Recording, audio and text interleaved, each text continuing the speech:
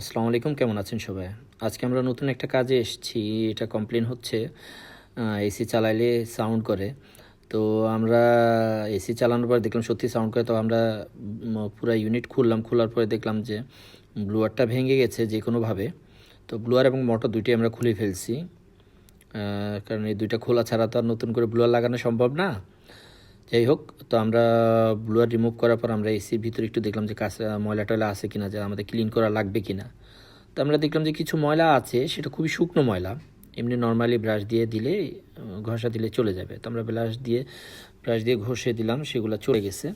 তো চলে যাওয়ার পরে আমরা ড্রেনেও ময়লা ছিল, সেটাও ক্লিয়ার করে দিছি। চলে যাওয়ার পরে আমরা প্রস্তুতি নিলাম আমাদের নতুন ব্লোয়ারটা লাগানোর জন্য। তো এর আগে আমি আপনাদের দেখাই যে আমাদের পুরান ব্লোয়ার এবং নতুন ব্লোয়ারটা। পুরান এবং নতুন ব্লোয়ার আপনারা দেখতে পাচ্ছেন পুরানটা কত ময়লা এবং নতুনটা একদম